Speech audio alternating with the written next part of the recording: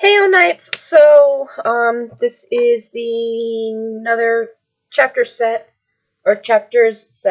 of the Swan, Swan Twins. It's gonna be another big mass upload, so yeah, alrighty. We ended off at chapter 5, which is titled Dream. Lily's point of view. When me and Bella got home, we both went to our rooms to do our homework. Why do the teachers have to give new students homework? It's unbelievably stupid. But anyways, I still did it because I wanted good grades.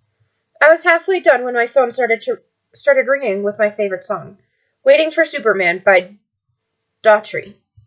I looked down to my phone to see that my mom was calling me. I instantly picked it up. Hey, Mom. Lily, what is wrong with you? She yelled at me over the phone. Why is she yelling? And why does she sound so worried and scared? What? I asked first, sounding clearly confused. I asked you to call me when you got off the plane, and you never did. I was worried the plane crashed or something, Mom yelled over the phone, causing me to pull the phone away from my ear because of how loud she was. Shit, I completely forgot. I brought the phone back to my ear when I heard that she wasn't yelling at me anymore. I'm sorry, Mom. I completely forgot. I was busy trying to get settled in school stuff. It's okay, baby, and I'm sorry for freaking out on you. I just worry. She apologized with her voice in a normal tone, which I was thankful for. It's fine. I paused to lay back on my bed. So, how are you and Phil doing? Well, we finally got to Jacksonville, and Phil is training. But tell me about how Forks is and how your first day went, she said, and instantly wanting to know how my new life in Forks was starting out to be. Forks was great, and I made a couple of good friends, I told her, and my mind was instantly filled with all of the Cullens' faces. Tell me about them, she asked, seeming actually interested about my newfound friends. Well, there are two girls named Alice Cullen and Rosalie Hale. Then there's Alice's boyfriend Blake, Rosalie's boyfriend Emmett Cullen, and then Alice's brother Edward Cullen, and Rosalie's twin brother Jasper. Then I told her how the rest of my day went, but left out the part about Jasper asking me out on a date. I know she would overreact, but in a good way. She would start asking me all these questions that I wouldn't know the answers to. Hey, Mom, it's getting a little late. Can I talk to you later? I said. Okay, I love you. Love you too, I said before I pressed the end button. Thank God my first day was on a Friday. I plugged my phone into the charger. I got under my covers and laid my head on the pillow. When I was about to fall asleep, I felt like something, or someone, was watching me, but I felt safe. Then I welcomed the darkness with open arms. Dream. I was walking in the forest beside a bench. I was enjoying the cold wind flowing through my hair. I could smell the salt in the air from the nearby ocean. Then I heard a twig snap from behind me. Quickly, I turned around to see Jasper walking out of the shadows of the trees and into the light. Then I saw something I wasn't expecting. I saw his skin light up like a million tiny diamonds. He was beautiful. Jasper reached his hand out for me to take, and he sent me a smile. But there was something off with his smile. Then I realized he had fangs, like a vampire. But that couldn't be possible. They don't exist. Instead of running away like a normal person would have, I was walking towards him. I felt like I could trust him with anything. And plus, I felt safer with every step I took towards him. When I was about to place my hand into his opened one, I saw a giant, rusty red wolf walk out into the shadows like Jasper did. Not but a few moments ago. Then the wolf snarled, showing off its white, sharp teeth before it lunged towards Jasper. Just when he was about to pounce on him, I screamed, Jasper! I woke up with a jolt out of my bed, and it took me a few moments to catch my breath again. I could feel the brim of sweat on my forehead. Quickly, I looked around my room, and what I saw completely surprised me. I saw Jasper standing in the corner of my room, just standing there, staring at me. Jasper?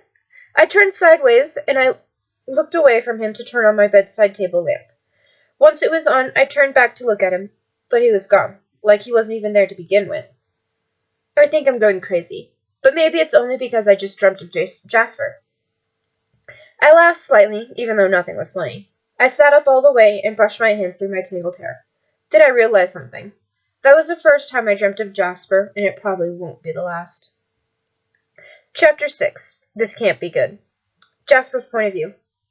When Lily was done talking to her mom, she went straight to bed. I know, you are all probably calling me some kind of stalker or something. But when I figured out that Lily was my mate, I wanted to make sure she is completely and utterly safe. When she sleeps, she looks absolutely beautiful. Not that she doesn't when she's awake. She is. But when Lily's asleep, she seems so peaceful.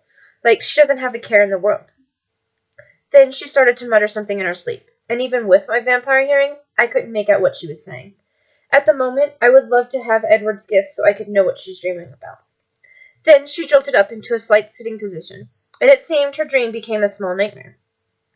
She was breathing heavily and was trying to catch her breath. Then I saw her look at the corner of her room where I was standing. This can't be good. Jasper? She questioned, confused. She turned away from me, probably to turn on her lamp on her nightstand. But when she looked away from me, I jumped out her window. I hid in the forest right outside her bedroom. Like I said, I don't want anything to happen to her. I have waited over 2 centuries to find my mate, and now I have found her. I plan on not letting her go anytime soon, unless she wants me to. I felt my phone vibrate in my pocket. I pulled it out and saw it was a text from Alice. Hey, good news. The sun isn't going to be out tomorrow, so you can go on your date with Lily. Great, thanks for the heads up. I slid my phone back into my pocket. I leaned against a tree while closing my eyes and enjoying the sound of my mate's heartbeat for the rest of the night. Chapter 7. Too Many Pancakes. Lily's point of view. I was awakened from my beauty sleep, when I heard my phone ringing on my bedside table.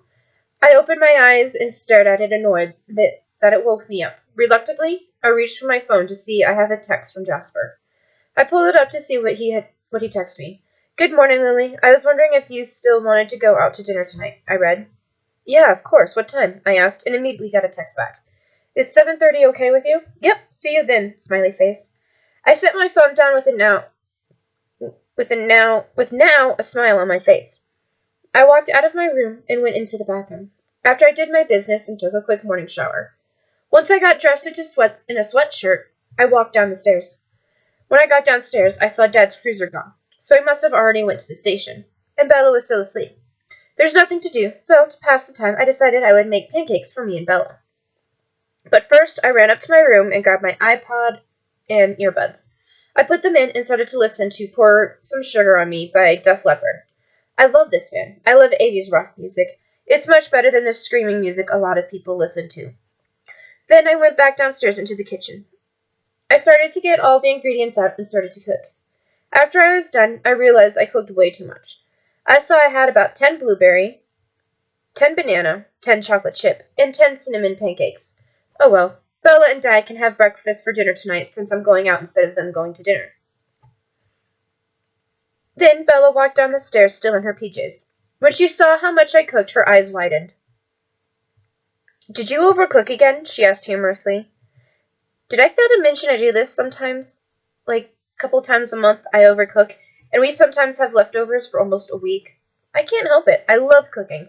And I get lost in thought while I do it, and don't realize how much I cooked until I come back to the land of the living.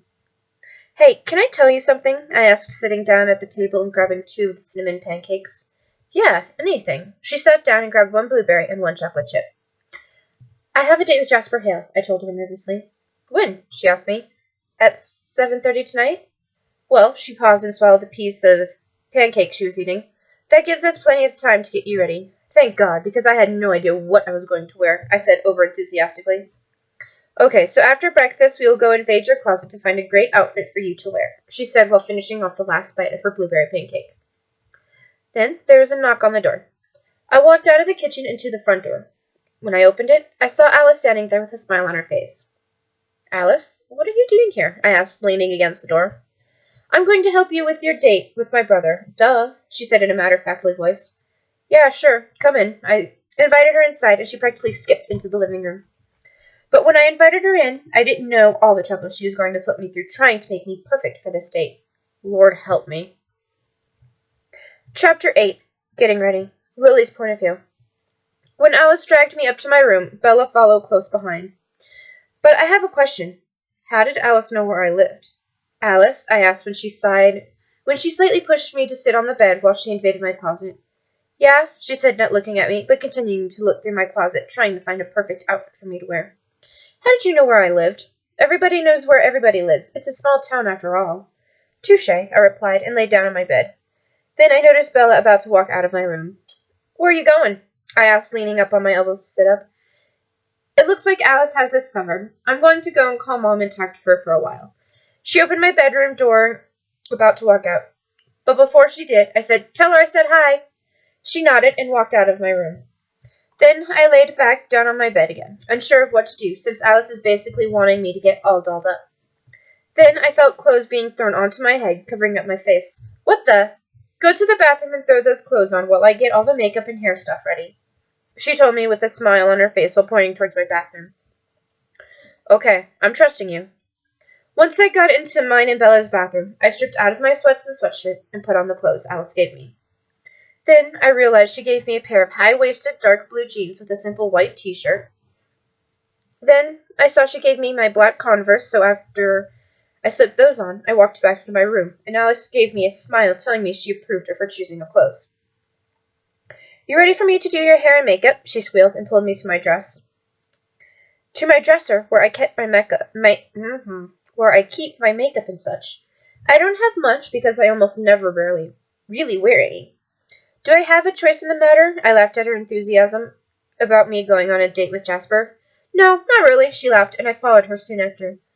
Then she started to apply some of the makeup she brought with her. 30 minutes later. When Alice said it was okay to look at myself, I was a little nervous about how I looked. Once I opened my eyes, I saw a beautiful girl.